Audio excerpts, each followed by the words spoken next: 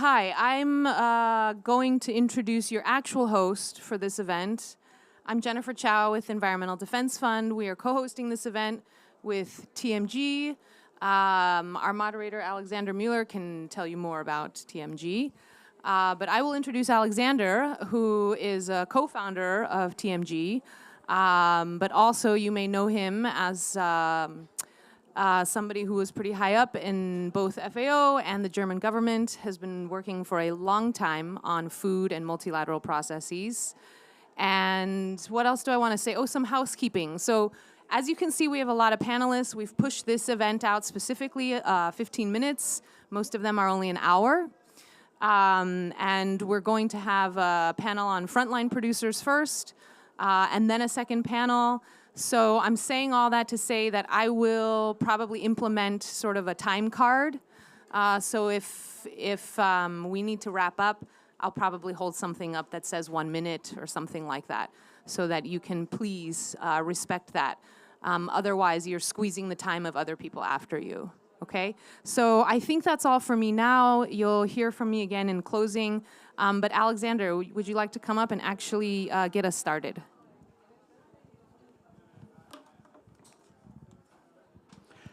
Good afternoon, ladies and gentlemen, colleagues and friends. Warm welcome to you. Let me first start with introducing an important device for you. If we have the first panel, you will have one of the panelists speaking in Spanish. And if you're not fluent in Spanish, then please take this device so that you can understand her even better than without interpretation. Thanks a lot for coming and joining us. My name is Alexander Müller. I'm the Managing Director of TMG, a small think tank based in Berlin, and we are really happy to work together with EDF and to have you all in this room. The title of this session sounds pretty complex, and we are dealing with a complex and challenging item: forgotten food and future harvests, enabling environment food producers to thrive in a climate-impacted world. And I can promise you that we are going to have an interesting and, I hope from time to time, really challenging debate. If we talk about food systems, description of the problem is easy. We currently have 800 million people being hungry, 2 billion people being malnourished, the population is going up, and that's important for our session, global food security depends only on a few crops. Wheat, maize and rice account for at least 50% of humanity's total caloric intake, or 90% of total cereal intake. 3 crops, up to 50% or at least 50% of total caloric intake and 90% of cereal intake. This specialization has happened over the last decades. It was driven by policies, by science. It was intended to maximize yields, but also to create business opportunities. So the question is this a model for the future? Question mark. Why am I going to raise this question? You all know that the world has made a commitment to achieve the Sustainable Development Goals and the Paris Climate Goals in 2030, in 7 years only. And we all know that today's food systems are not in a very good shape. A few highlights, negative highlights. We could see the negative impacts of the climate crisis all over the world. Heat waves, droughts, wildfires, floods. And we also have seen a change in the geopolitical situation. If we would have asked 5 years ago the big commodity traders, can you imagine that global supply of commodities will be interrupted? They would have said, no way, no way. We have a system and this is very balanced and we can do it.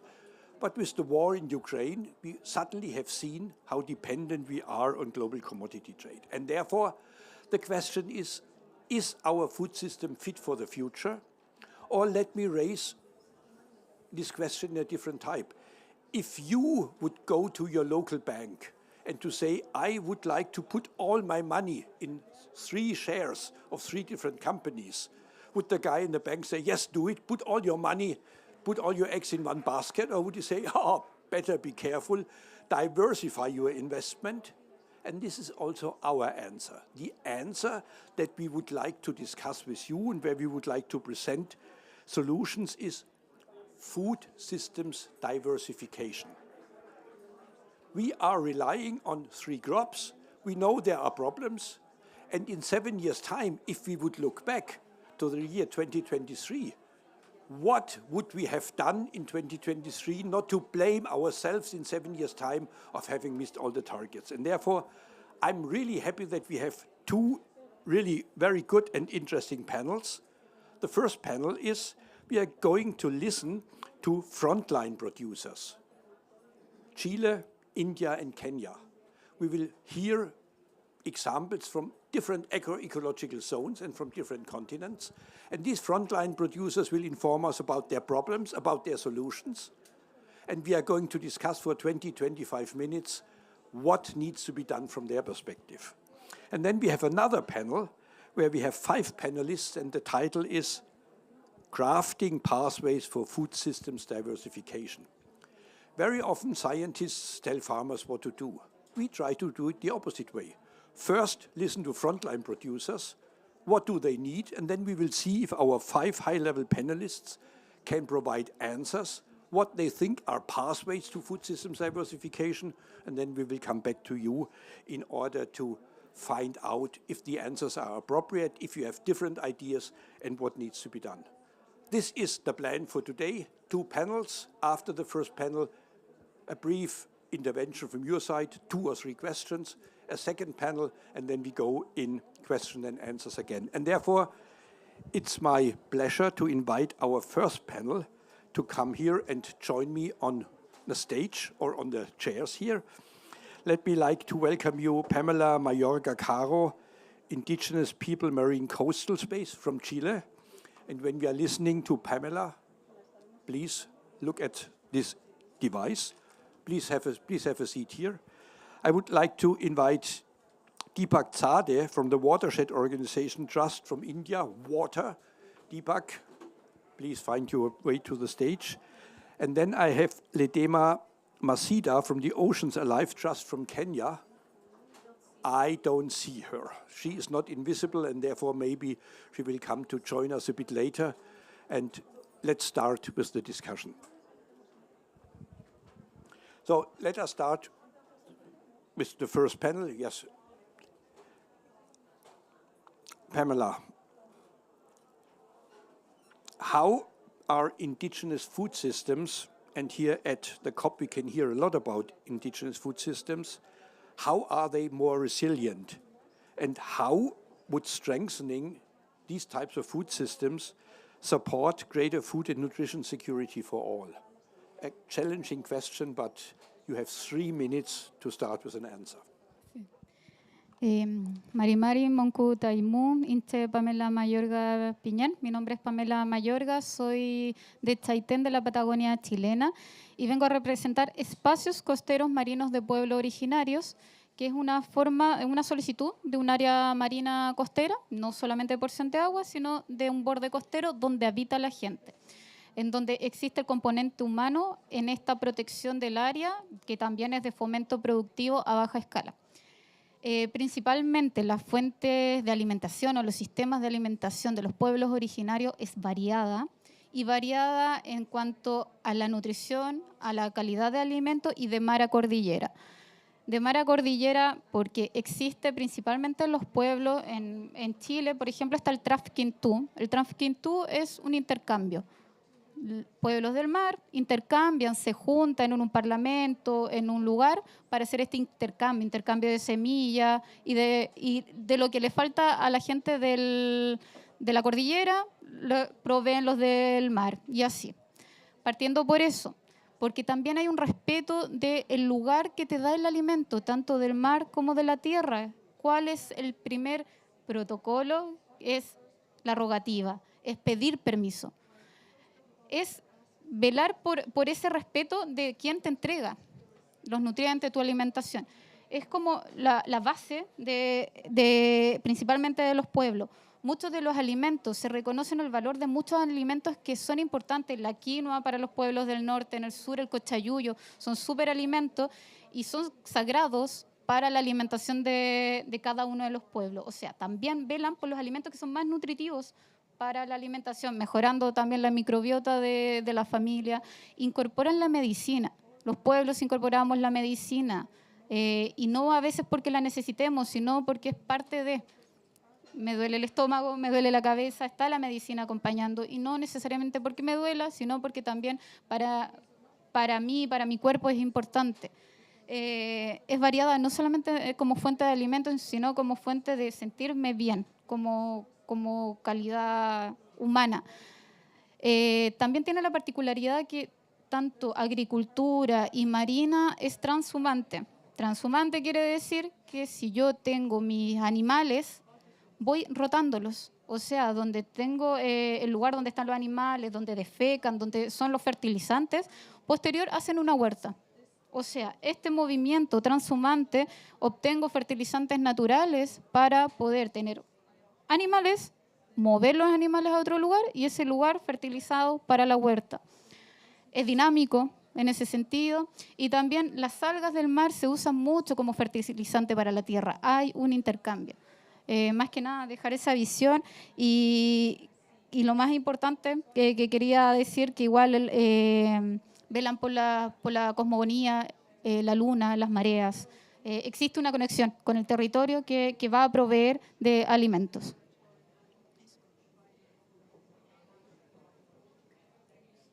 Thanks a lot. Let me immediately raise a follow-up question. What you have presented is an example of a systems approach. You are not talking only about forgotten food or forgotten seeds. You were presenting the whole, let me call it, enabling environment that allows you to sustain such a system over centuries. So it is a cultural issue, it is an indigenous type of governance, and it is at the same something which you find hardly in industrial agriculture. You are considering the interlinkages between land, mountains, and oceans. And therefore, this is a systems approach, which I would like to use as my first takeaway message, that if we are talking about forgotten seeds, let us not forget the enabling environment that allows such traditional systems to survive. Could you elaborate a little bit more on what keeps this system alive? It's not only the seeds, it's the people in the end, I guess. In 2 minutes. Sí, y más que nada porque igual yo creo que la gente está consciente de recuperar los jóvenes, de recuperar sistemas hasta de alimentación, de cómo cocinar. Yo creo que todos los jóvenes estamos en eso, hablar con los adultos, con la gente que es la que transmite el conocimiento. Y también de cómo cocinar, o sea, la forma más saludable de cocinar nuestros alimentos, pero yo creo que es eso, más que nada es la forma de, hay un conocimiento y como dice usted, el sistema como sistémico, pero sin olvidar este conocimiento del componente humano que tienen los territorios y ese componente humano, cómo transmitirlo a otros sectores. Lugares donde quizás en mi territorio, la Patagonia chilena, se está llenando de monocultivo, tierra, y también nadie conoce el monocultivo igual del mar, la salmonicultura, que degrada bancos naturales. Y esa degradación de los bancos naturales son la fuente de alimento de muchas familias y que muchas veces no piden, o sea, destruyen ese banco natural de las personas quienes habitan ahí. Muchas veces damos el ejemplo de una mamá soltera sola, que no puede salir con su embarcación a pescar más lejos, pero tiene un banco natural y se instala un monocultivo alimentado de grandes pesquerías que arrasan con todo, hacen harina de pescado para alimentar esa misma salmonicultura que es de especies introducidas. Cuando incorporamos especies introducidas a los territorios, terminan destruyendo bancos naturales, son especies carnívoras que destruyen a otros peces nativos. Entonces, si incorporamos cosas introducidas a un territorio, va destruyendo la cultura, todo lo ancestral, todos los mecanismos ancestrales. Y va destruyendo también el tejido social de las personas. Al destruir el tejido social de las personas, destruye muchas cosas, cultura y los sistemas alimentarios también. Thanks a lot. I would like to add to my takeaway message also the word knowledge. We have to understand the systems. We have to understand what is behind the system, and just multiplying seeds that you are using traditionally is not the solution. It's the system approach. Thank you so much for making this very clear. I would, a round of applause, please.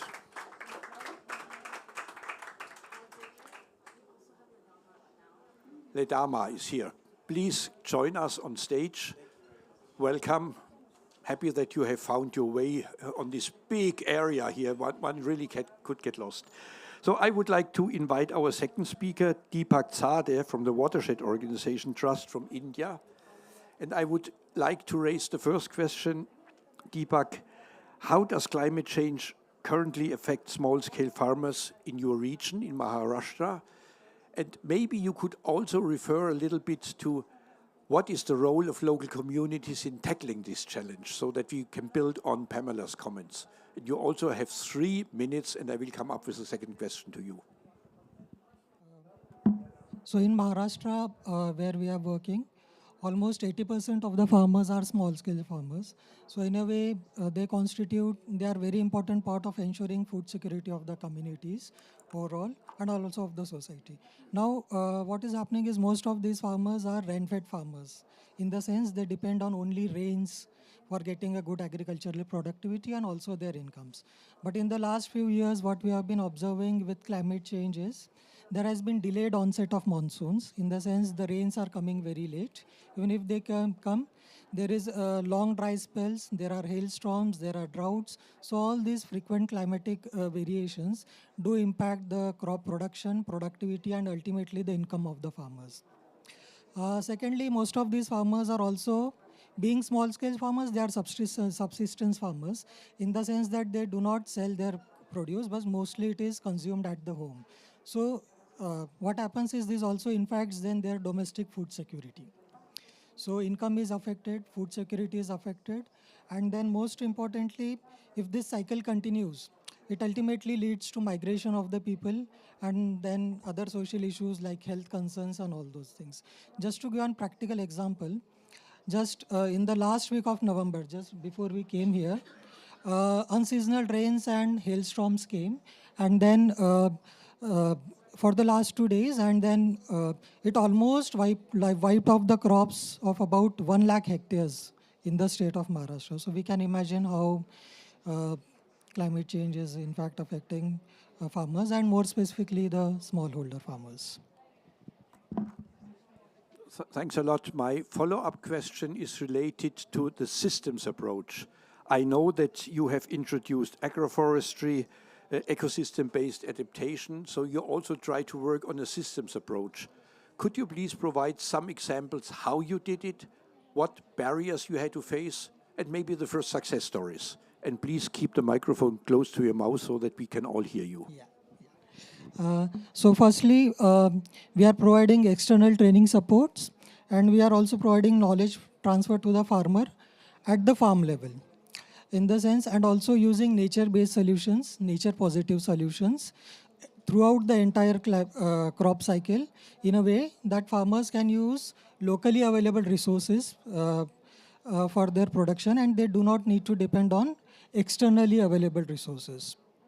So this, what it helps is, basically it helps in improving the soil productivity, the crop production, and ultimately building resilience towards extreme weather climatic conditions. Secondly, also as part of promoting climate resilient agricultural systems, we are promoting integrated farmings like mixed cropping, intercropping, what all this, and multi-layer farmings. So ultimately having different crops at the field at the same period of time, what happens is in case of weather variations, at least there is an assurance, because different crops respond to climatic shocks in a different way. There is some assurity that farmers will not lose the entire crops, but at least some of the crops would be available. Secondly, as part of promoting nature-based solutions and also not depending on external inputs, what we are doing is we are promoting circular economy. In the sense, farmers do not need to kind of depend on external resources, but they use locally kind of available resources to grow their food. And most importantly, we are also kind of providing agriculture and livestock advisories to the farmers using technology like farm precise applications. So then this kind of helps farmers to take anticipatory actions in case of future climatic events. So this in a way kind of ensures that there is at least some kind of a resilience within the communities and the farmers. Thanks a lot, Tibak. Increasing resilience by systems diversification is what I understood. Using technologies, weather forecast, enhancing capacities and providing knowledge, so investing in people, and doing risk management in times when usual weather patterns are changing.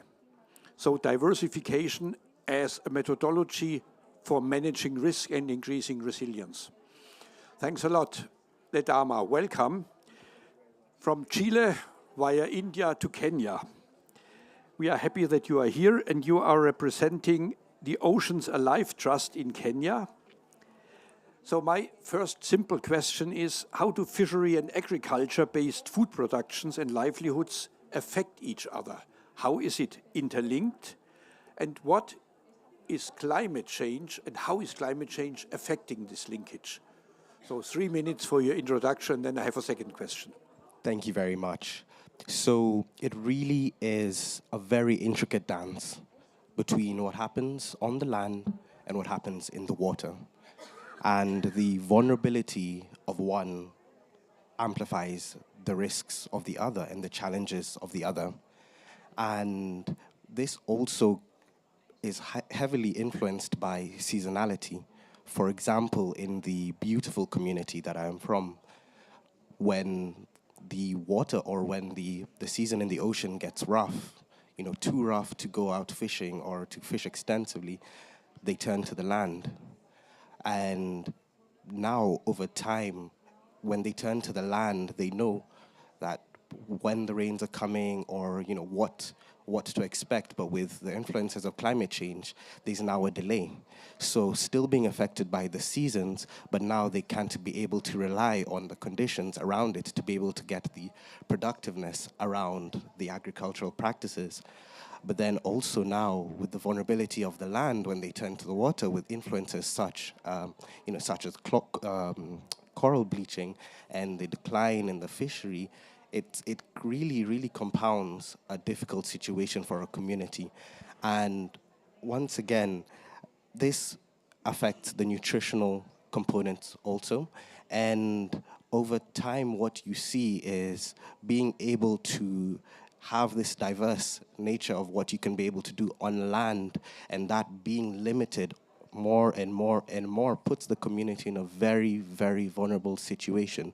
So you can be able to see how this delicate dance, once thrown off by climate change, really positions the community in a tough situation, both nutritionally, both environmentally, but also in terms of, the long-term sustainability. So it's getting harder to predict.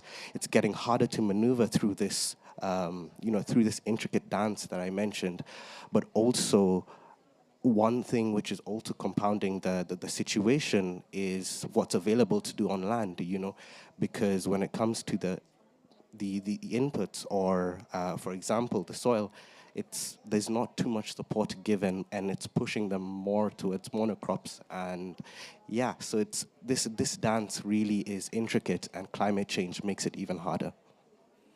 So thanks a lot. Let me try to raise a second question, and my question will show if I understood the key message from your side. So far, when the situation in the oceans got rough, you had a resilient system because people got their food from land. So therefore, you had an old system where resilience was based on oceans and land. And when oceans couldn't provide enough food, then land was there. Now, the new challenge is that this backup system, land, comes under pressure, and climate change puts more pressure on you, but you cannot just go back to the oceans because the conditions are rough. So what would you need in order to make your land-based system more resilient, maybe like Deepak has introduced from India. So adaptation to climate change in order to manage risks. So one thing which is key and vital is environmentally centered solutions, both in the water and on land. And one thing that has emerged, which is very inspiring, is the employment of permaculture, for example, whereby with the rough, tough conditions in terms of nutrient-poor soils and in the situations where they're unable to turn to the fishery, some of the groups are employing climate-smart permaculture. And with the small space that they have, despite the rough conditions, compounded by climate change, they're growing something. And this also sees the ability to grow diverse greens, and it provides a really good solution nutritionally as well. And also in the water, the management and collaborating with the different stakeholder groups that are influenced or rely on this key resource, considering how each and every one of them interacts with the marine ecosystem and being able to see the role and the part that they play. And this comes into collaborative management. So a lot of it is from community at the core and sustainable solutions, but also being able to learn from each other and share with each other such climate smart solutions. Thanks a lot. So what you are proposing and what you are practicing is you found a way to improve and adapt your traditional risk management system because there are new and additional risks coming, and at least the land-based system needs to be adapting to changing climatic conditions. So innovation in a traditional system is my takeaway message. Thanks a lot. Now, there's the opportunity for two people to provide a very brief comment. 1 minute if you want, and then I give 1 last minute to all 3 panelists if you want. If not, I'm only asking the panelists what is their last contribution. Yes, sir. And please introduce yourself, and maybe someone has a microphone for you. So.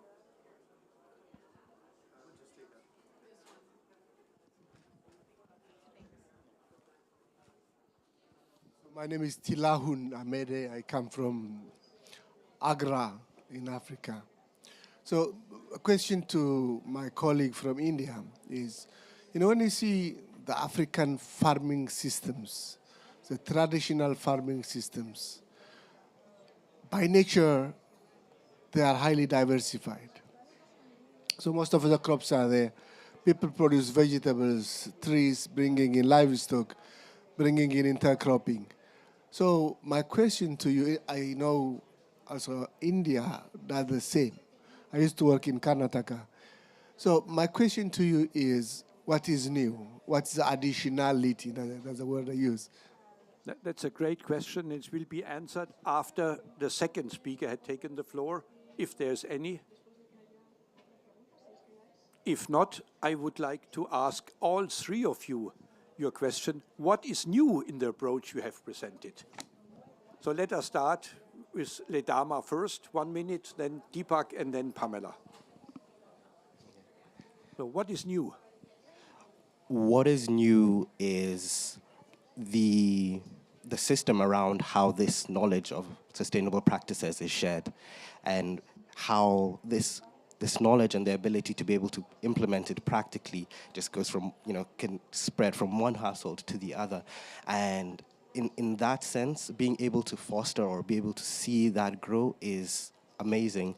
But also what is new is the specific approach that's used in the different areas, because someone may see, for example, regenerative agriculture or permaculture as a blanket approach, but when it comes to these communities, it's very specific and it's cool. Thanks a lot.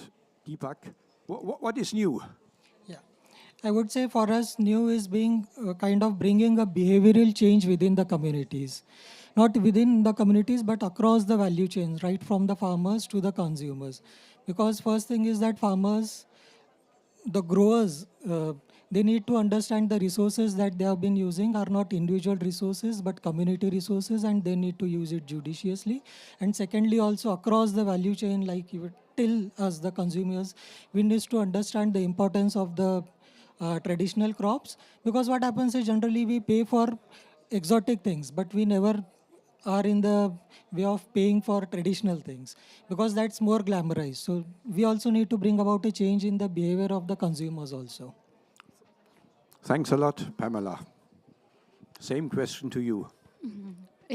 Para nosotros principalmente el conocimiento ancestral principalmente ha sido el tema de la tenencia, porque si no hay tenencia, no hay lugar donde cultivar, no hay donde, y la tenencia también del mar, porque siempre se ve la tenencia en tierra. Y la tenencia en áreas que no sean pequeñas, porque no se puede diversificar en un sector y o cultivar en un área pequeña. Y nuestra estrategia ha sido los espacios costeros marinos de pueblo originario, que permite solicitar una gran porción de agua de mar. ¿Por qué? Porque eso le entrega seguridad a las comunidades, de que van a restaurar áreas degradadas por la industria y van a poder cuidarla y preservarla. Si no hay tenencia, no hay acceso a los lugares, ninguna comunidad, ningún sector rural va a poder diversificar, va a poder ampliar su economía y, como decían también acá, darle un ejemplo y educar al consumidor. Tanto al consumidor, por ejemplo, para nosotros está las áreas protegidas. Las áreas protegidas no incorporan muchas veces a los pueblos originarios, pero esta área marina incorpora al pueblo originario, y hay gente que sí quiere ir a ver áreas protegidas, pero esta área protegida tiene componente humano, tiene componente de la comida y alimento de sello de origen. Entonces eso, principalmente que se queden con el tema de la tenencia. So, thanks a lot. A round of applause for our three panelists. My takeaway message from this last round was traditional system does not mean doing business as usual over and over again, but induce innovation in it. Social innovation like land tenure, knowledge innovation, or new technologies, and therefore further developing resilience by diversification. Thanks a lot. Thanks for joining us. And I would like to invite you to take a seat here, because the next panel is already on its way. Thank you very much. And now I'm happy, without any coffee break, to invite the next panel, and I would like to start with my colleague and friend Özrin Kasin, Food Systems for the Future. Özrin, please join us here. I would like to invite Shakundula Tilstedt from the Consultative Group on International Agricultural Research, better known as CGIAR. Eric Schwab from the Environmental Defense Fund, our host here. Ismail Zunga, Southern African Confederation of Agricultural Unions, SACAU, the abbreviation. And Marlet Mesfin from the US Department of State will be represented by our colleague and friend Kate. I would like to invite you to also join us here.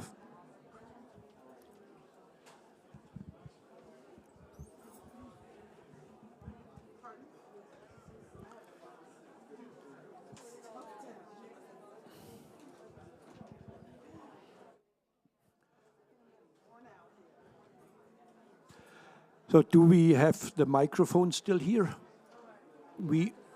I will pass, yeah. Okay, Özrin, let me start with you. You were listening to the stories, the success stories, but also the challenges presented by the first panel. And I have a very generic question to you. In your experience, what are the key levers to diversify terrestrial food systems? And of course, you can also talk about the oceans if you want. Thank you. What is to diversify? Let's be realistic. We for a very long time have not respected indigenous knowledge. And it was, if it didn't come out of a research center or an academic institution, then it was not information that was worth sharing. It was not worth knowing. And it's only been in the last, I want to say 10 years, but it's probably more like 5. 2021. Yeah, that we've been with the UN Food Systems Summit, that we actually started calling for respect for indigenous knowledge. And if we want to increase the opportunity for growing indigenous foods, we first need to have more information about those foods. We know the very basis of increasing the diversity of foods that are consumed beyond those 3 or 4 grains that you noted in the beginning of your conversation requires research. Into traditional fruits and vegetables, we know that corn, wheat, and rice have 30 times more capital on an annual basis invested in the research. And then when you're talking about indigenous, when you begin to consider indigenous foods, that number's even smaller. And so that's the first thing, providing now that we have all acknowledged the value of indigenous knowledge and indigenous foods, it is providing the capital that is necessary to collect the data, to support the research that is required, to increase the availability of that knowledge about growing those foods, to expand the, number of indigenous crops that are under cultivation. But what you heard from this panel, I think, is quite critical. While we want to embrace indigenous knowledge, we also, and indigenous crops, we need to recognize that climate is affecting long-term patterns and knowledge of those communities. What they've done in the past, they can't do today in order to meet the requirements of a fully robust crop. And so we need the combination of academic knowledge with indigenous knowledge. It is not about siloing this knowledge here versus that. It is about taking all of the science that is available to us and respecting that it just isn't about corn, wheat, and rice, but saving and growing indigenous crops as well. Thanks a lot. I would like to immediately follow up. You have outlined an ambitious program in 3 minutes because you made very clear, on the one hand, we have to do more research. Yep. We have to understand these systems. Maybe we also have to translate the knowledge so that not only because of different languages, but also of different cultural backgrounds, we really know what Pamela is talking about so that we don't get it wrong. And at the same time, you also, from my understanding, made clear we have to act in time of uncertainty. Correct. Because we cannot wait until the CGIAR in 2035 comes up with the result of a big indigenous food systems report. So we have to do both. Learning while we are going, understanding things better, and acting. How would you address it? This is the billion-dollar question. Well, no. How do we address it? First of all, we started. We had some really interesting conversations as part of the UN Food System Summit about bringing together academic knowledge, CGIAR knowledge, and indigenous knowledge. So those conversations have begun. The challenge is, can we follow up the conversations with the capital that is necessary to support the level of research that is requirement and engagement that is requirement to actually scale up to a point where it makes a difference for those communities? Thanks a lot. And if you hand over the microphone to Shakundula, I would like to directly follow up. What does this mean for CGIAR? You are the #1 research center for agriculture, for food. You are in a reform, after reform, before the next reform. I just don't know. But what does this mean for you? Thank you so much. And thank you, Etherin, for following up on where we were with the UN Food Systems Summit in 2021 and where we are going forward. But if I should turn to where we are today with the CGIAR, we have quite an ambitious strategy which takes into consideration where we want to go forward to 2030 and beyond. And I think it's beautifully stated in our mission and vision of transformation of food, land, and water systems in the climate crisis, which is very different from where we were when the CGIAR started 60 years ago. Importantly, at that time, the CGIAR concentrated on reducing the massive hunger and deaths that were related to just the lack of food, and perhaps perhaps rightly so at that time, with a focus on producing the energy that was needed by population groups, and there were massive population groups throughout Asia and Africa.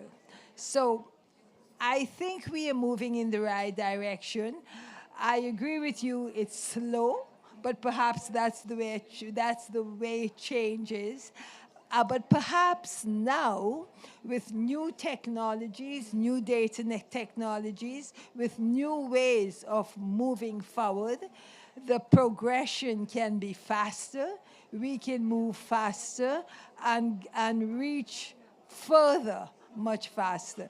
I want to take into consideration what Etherine said about the combining traditional knowledge and practices with new solutions and technologies. We now have many different advancements in data technologies. We do know that there are two very different ways of getting information and getting data. We have data in the form of numbers and that we collect on smartphones, and then we have the indigenous knowledge and practices, which is storytelling and in local languages. But I do think with some of the new technologies we have today, we have the possibility to combine both and put them together and move faster and get the best use of the combination of both. Thank you.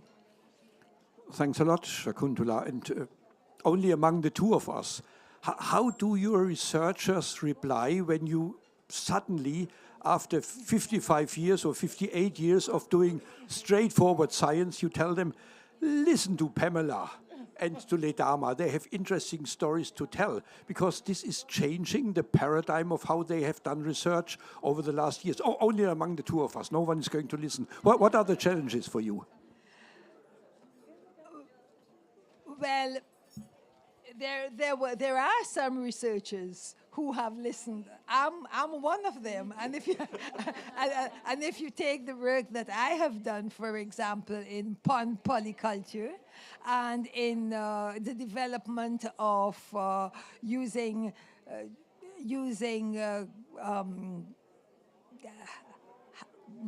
foods, a combination of foods that are highly nutritious for complementary foods, that we are some who have done so. And it's up to us to get to the others and make sure that the change takes place and that the change takes place fast. But as I do so, think with the new strategy we have now, the 2030 strategy in research and innovation, I do think we have a good basis for doing so. Thank you.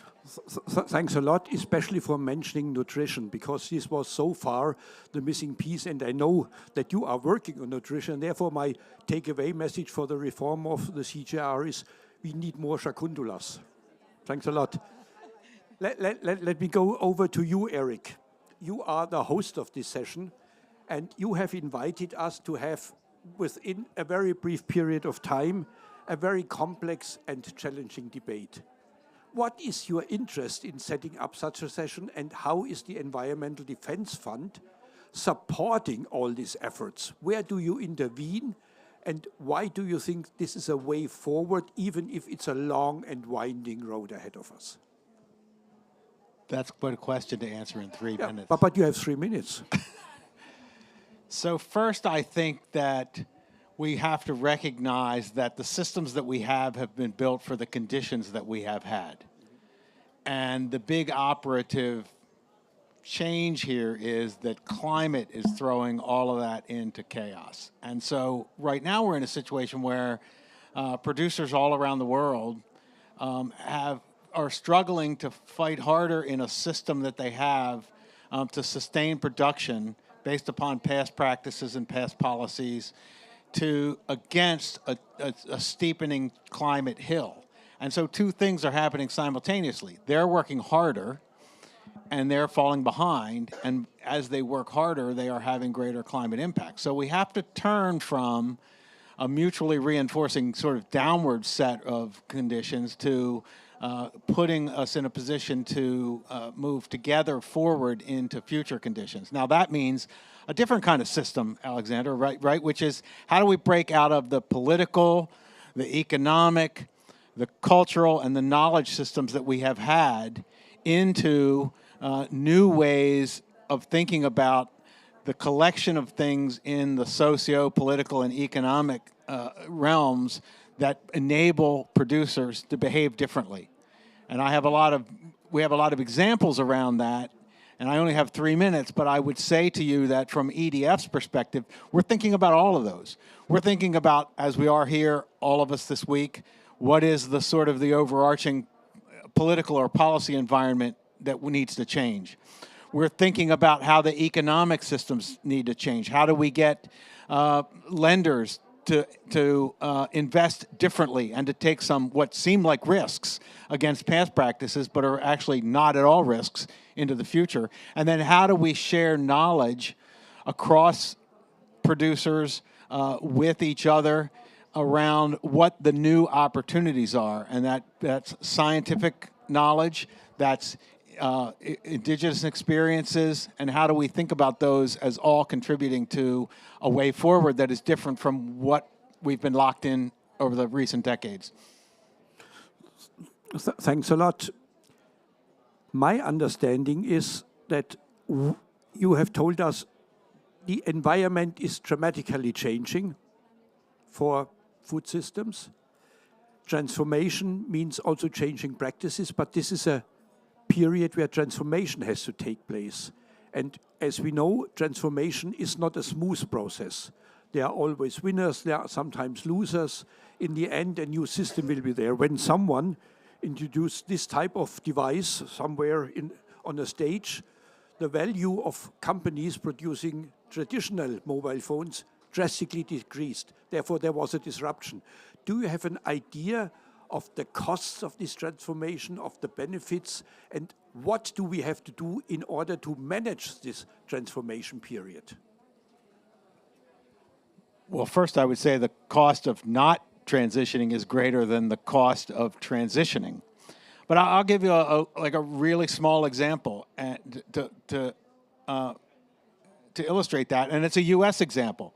And farmers in the U.S. are locked into a crop insurance system that forces them to continue to do things that they have always done, because only in complying to that system do they make themselves eligible for insurance against failures.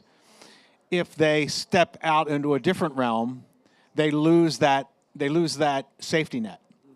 So what we have to do is we have to think about how, and oh, by the way, that crop insurance system is going to fail at some point because it cannot continue to sustain against the losses that we are experiencing because of changing climates. So how do we rewire these insurance systems? How do we rewire lending systems to incentivize and pay for the change that needs to happen in ways that will ultimately be less expensive than continuing the path that we're on? So thanks a lot for introducing the role of policies. Not only the positive role, but also policies that lock farmers in a specific support scheme. When I was State Secretary in Germany, we suddenly, with the help of new technologies, found out that farmers are planting trees.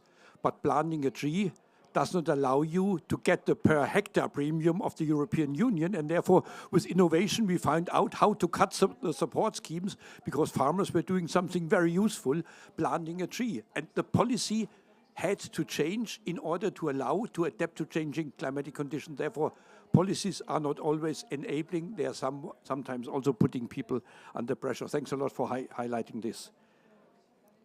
Ismail. Southern African Confederation of Agricultural Unions.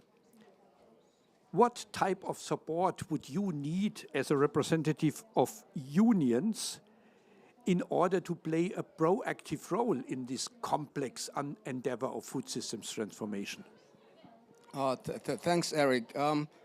Let me start by just quickly highlighting what are the functions of a farmers' organization, just to try and contextualize the answer. Primarily, as ourselves, we are here to defend, to protect, to promote and advance the interests, common interests of farmers in the region. And it's with respect to many issues that they are confronted with. And the question becomes, what kind of support do we need to do that more effectively? And more importantly, perhaps, what are the common interests that needs to be advanced or protected or promoted? But just quickly going back to some of the earlier remarks, the system brought us to where we are now. It's the entire system, it's not the farmers, it's the entire system.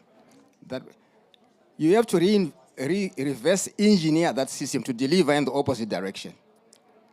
So I think it's so fundamental that whatever got us where we are now, policy-wise, research-wise, value chain-wise, private sector-wise, government, you name it, is what is exactly is required to move us in the opposite direction. Maybe it's a philosophical thing to say, but I think there's a lot of meaning in it.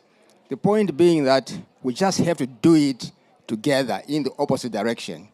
Quite often, when we are going for change, you end up piling up the cost of the change to one part. It is the farmer who needs to change. It is the farmer who needs to diversify. It's not the entire value chain that causes us to where. So everyone has to pay for the cost of that. So that's part of what we have to say, representing farmers and farmers' organizations here. And the capabilities for us to try and sort of break down the complexity of the system and how it brought us to where we are now as part of our job to explain to our constituencies. In as much as also it is part of our job to try and break down the complexities of the change and also the farmers' pain points to the entire system. Quite often, when I do speak at public forums, I almost always speak on tangent or a tangent with everyone, because it seems farmers are wired differently from the entire chain, including the policy chain, by the way. So to me, it speaks volumes about the narrative, who is actually charting the narrative, because almost every time, maybe including here, I shall run into differences with people, which means that maybe the farmer's voice is not so loud enough and maybe not so coherent enough to influence the change that is required. Thanks. Thanks a lot, Ismail, but this means that the Farmers' Union have also a different role. Because in the past, that's my experience, farmers' unions were very good in putting pressure on politics, unifying the voices of farmers. But now you are turning around and you are starting to tell your farmers, we all have to change. Isn't this a new role? Isn't this being a mediator? Isn't this preparing for change and being actively involved in transformation? Indeed, that's part of our role. It depends on the tactics and what value proposition are you selling for change, really. Sometimes you sell change without mentioning change. Sometimes you talk about climate without mentioning climate, in as much as you can talk about gender without mentioning gender. Sometimes some of the terms that we use actually mystifies certain things. So it's really what is the narrative of change and moving together in that change, and also making them aware that they cannot also bear the brunt of the cost of that change. But it's much more about your languaging and messaging of what needs to change, knowing that your farmers are differentiated in the first place. So it is not going to be the same story. Some you can talk about more the commercial language, others maybe it's less of that. This requires also having a different type of skill set. A jack of all trades and a master of none, maybe you say. Yeah. Okay, thanks a lot. Let me please hand the microphone over to Kate, not representing Marlit Mesfin. She couldn't make it. We are happy that you are here. We had prepared a question with regards to important aquatic blue food systems. I'm also, of course, interested in what is your take on aquatic blue food systems, but I'm also interested in the work you have done some years ago with regard to climate change. Climate change as a multiplier of existing risks. And I think all the panelists, first panel and second panel, highlighted this. So maybe I could combine my question.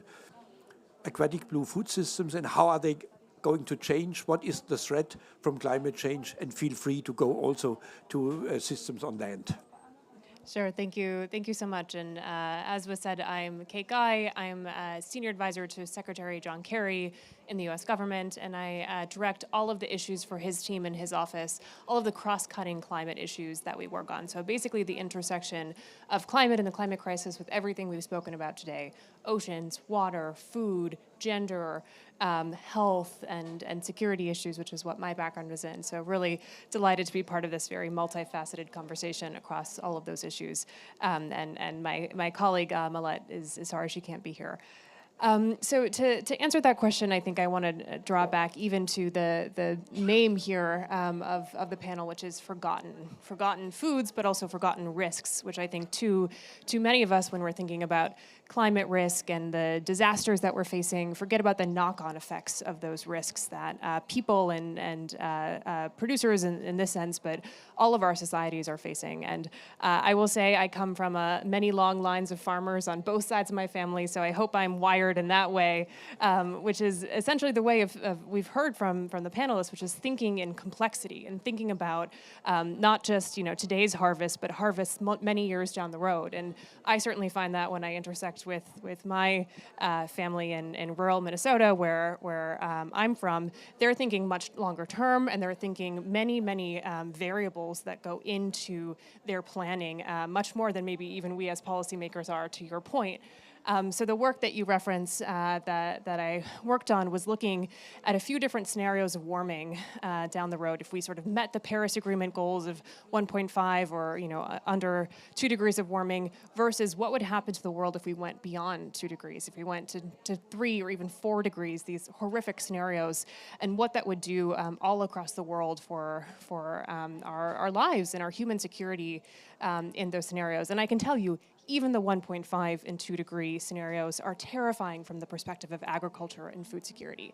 Even those are, as we have seen just today, stressing our systems sometimes to the brink, let alone with sort of the issues that we've seen with conflict and the issues that we've seen, but in additional stressors on food security in our societies. So I think what that means we all have to do is stop forgetting these risks, also stop thinking these are far-term risks that we won't come to until sort of end of century, but they're risks we're dealing with now. 2 other aspects I've forgotten that I'll bring in, one of which is blue foods, because I think blue foods in sort of the aquaculture, aquatic systems are too often left out of this conversation about land and terrestrial-based food security. But we know that whereas there are maybe 160 terrestrial species that are really important for land-based agriculture, there are more than 600 species that are really important to sea and freshwater-based aquaculture.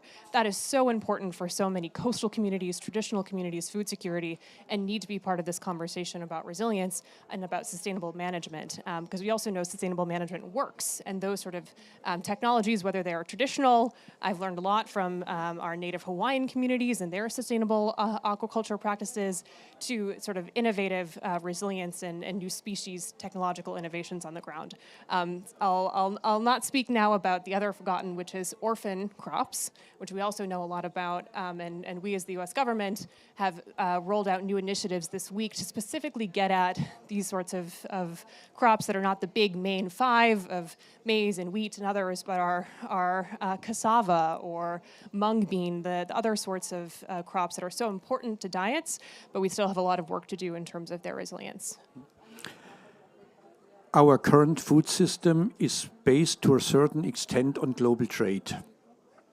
And you mentioned many risks that could impact also, from my perspective, the foundation of the existing trade system. We have a philosophy, in one sentence, of comparative advantage. The country that can produce the best and the cheapest is producing, and then we are exporting, importing, and we have a well-elaborated system, WTO, Codex Alimentarius, and everything. What if the risks you have mentioned lead to a situation that the country A cannot produce enough soybeans and country B cannot import it? How would you, from today's perspective, look at diversification of food systems in order to have a new, let's call it, insurance system for failures in the global trade system? And I don't want to talk about the war in Ukraine, but this is an example how overnight things can change. You mentioned security in general. How would you, the title of this event, how would you talk about it in the Security Council? Sure, and we have had many conversations, increasingly so, about food security in the Security Council, about climate security in the Security Council, about water. And it's because, exactly to your point, it's not just about the global conflicts and shocks that those are causing to the system, but it's also about what that means for human security on the ground. What we're also seeing across sort of the work of the Security Council is even places where we have existing peace-building missions and work of UN peacekeepers, food and climate and water insecurity are becoming more and more issues in those existing conflicts and existing fragile regions. So we have to have one sort of unified conversation. To your question, I'm not going to pretend to be a global trade expert or a global insurance expert, but where I find sort of the most promising in those sorts of situations is building community resilience, not just sort of global state-on-state resilience, but listening to the lessons that we just heard about, which are essentially locally led, sustainably managed means for resilience and diversification that can withstand the shocks of the global trading system, right? And I think we've seen a lot of that even in times of COVID. You know, people that had their own back gardens with their own diversified produce, or that sort of had not stopped their local level farmers markets or things like that, at least where I was living in the global north, those communities were more resilient and were able to better stick together and help each other in times of food stress and sort of build from that local knowledge. Thanks a lot. So my takeaway message is that building resilience at local level does not only, this is already a lot, support the livelihoods of these people, improve their nutritional situation, but if we do it in a systemic way, it could also help to somehow deal with bigger challenges, bigger disruptions at global scale. It's not the immediate solution, but building up resilience could help us not being dependent on unsecured trade, for example. One more quick point there. There's actually a lot of research to back this up, right? Traditional understanding, but also scientific research that says in disasters, in shocks, communities that have that close-knit community infrastructure, the social infrastructure, not just the physical infrastructure, and that includes food and that includes these resources, those communities fare better in disasters. So I think that's exactly what we're speaking about. Thanks a lot. And now we have closed the cycle because we started with understanding that resilient systems at local level in Chile depend on also cultural systems. And we are closing it that it's not only about forgotten seeds, it's about systems and resilient systems at local level. Thanks a lot to all of you. A big round of applause for you. But please stay here because Jennifer told me exactly now at 4:20 we should open the floor to you for a round of questions. And if anybody raises his or her hand, you will get a microphone, and even the former panelists are allowed to raise her hand. Pamela first, and then we have 3 more others. And please take your headphones.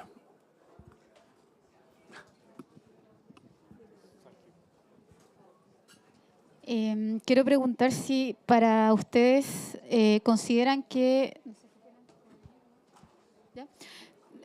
más que nada, no sé si consideran ustedes que las estrictas regulaciones que se le generan a los países, a los productores, no contribuyen a la diversificación. Porque, ¿a qué voy?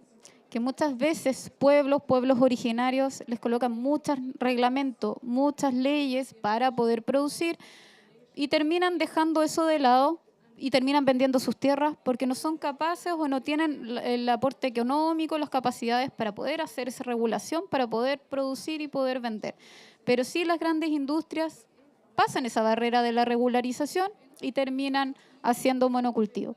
Eso, más que nada, no sé si consideran que las estrictas regulaciones hacen que la diversificación, no llegue los alimentos diversificados a distintas partes. No sé si se entendió. Thanks a lot. It was clear and very well translated. Thanks a lot for it. Let's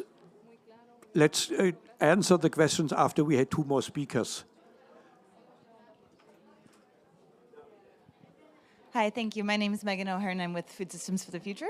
And kind of piggybacking off of Pamela's question, I'm interested in your thoughts about the private sector. And if you think about the big food and beverage manufacturers, your Unilevers, your Kraft Heinz, your Mondelez, what role do they play in driving diversification when you think about the types of ingredients that they used in their processed foods?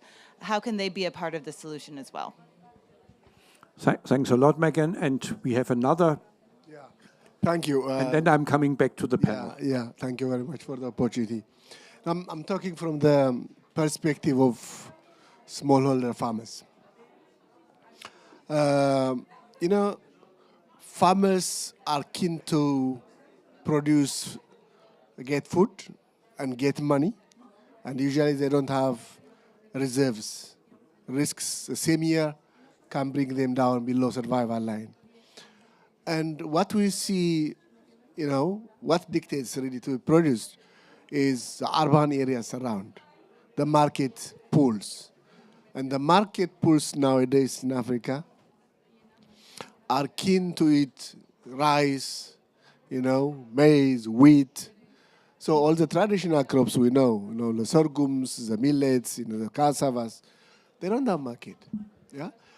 In some places where you have initiatives where really companies are trying to integrate, they don't get a supply because farmers are not sure whether if a company is taking today, will he take next year. Same is happening.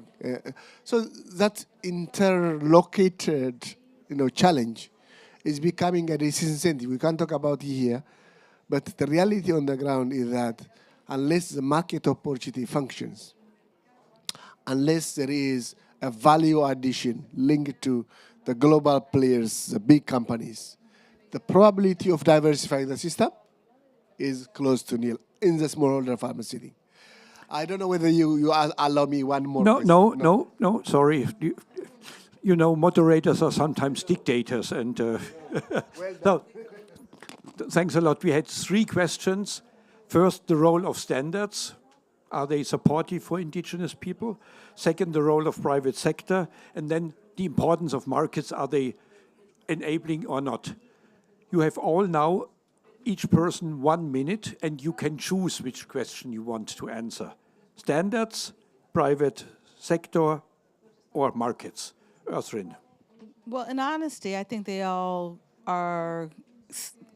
require the same understanding that what we are working on is not agriculture transformation, it is food systems transformation. Because if we're not changing what happens outside the farm gate, from the transport to production to the markets to who purchases and what they purchase, as well as to the policies that support that transfer, we're not going to get the sustainable transformation that is required at farm level that provides the financial return that is necessary to the farmer, as well as providing the production of more products that will support human health as well as environmental health. And I'll just finish by saying part of the challenge that we have is that our system today, not enough of the end product of what is sold, income goes back to the farmer. And if we want to change farmer behavior to ensure the productivity of their cultivation during climate challenge times, we need to begin with that. How do we increase the income of farmers for changing the practices that support the transformation of the food system? I'll stop there. Thanks a lot. Shakundula. we know each other. Shakundula, please. 1 minute. I want to take a very different approach and begin with with somewhere else. And it may seem long-term and changes that will take time, but I don't really think so. Etherin mentioned that what we need is looking at changes or transformations of holistic food systems. And I do think a much important part of this is knowledge and education and knowledge. And I do think that if we begin with youth and begin with children and ensure that they get the knowledge and the education, the types of education, and the capacity to demand change and to demand change that's better for them and for the planet. And in order to do so, they need the knowledge to be able to do so. But I do think that's a very sustainable path forward and a much needed path forward, and would get us to solutions that are sustainable and long-term. Thank you. Thanks a lot for introducing the missing piece of education. And please don't forget the elderly, like me. They should also learn a little bit. Kate. Yeah, I'll build on that point about knowledge and education and say there is actually so much incredible research in science happening across so many of the world's universities. And I think what we need to invest in more than ever are things like extension services, right? Ways to bridge that knowledge to the people who need it, whether it be on soil science or crop cycling or other really good new resilient tools to get them to the people who need them. But then I think to your point, we also need the private sector to step up. We've created a few instances for them to do that. The Aim for C initiative, the VAX initiative that I spoke about. These are all places that they can come to the table. They can commit to help investing in those more resilient technologies, but also putting the funding there to help get those technologies to the folks who need them. Thanks a lot. Ismail? Yeah, just to latch on to the last question or last remark. This is a point I made earlier on that the system that we had brought us where we are, and that had a lot of private sector incentives to go in a particular direction. So if it could do that en masse, it should be able to do that in a reverse thrust. That's essentially what I was trying to say.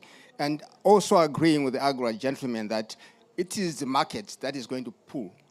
And if it's not there to pull in ways that does not impoverish, as it has done before, the primary producers, then they are going to respond. The final word really is that let's look at opportunities for diversification that are going to excite farmers. Let's not sell them problems. Let's sell them what the future crops and how much they are going to make out of them is going to. So your message is let's earn money with managing risks. Thanks a lot. Eric. Yeah, I actually think Ishmael and I have, both in our earlier comments and this, thinking the same way, right? Which is the system that we got is the system that we got, that we favored and incentivized. And the system, I think all the questions got to the same thing, which the system has valued, simplicity and homogeneity and global trades, and it hasn't valued these, the kind of diversity. And so I don't know the exact answer to that question is how we sort of shift those incentives before it's in reaction to disaster. But I do think that Kate's point about the difference between aquatic food systems and the diversity that exists there and the terrestrial food systems and the comparatively lack of diversity there might shine a light on a possible path to explore.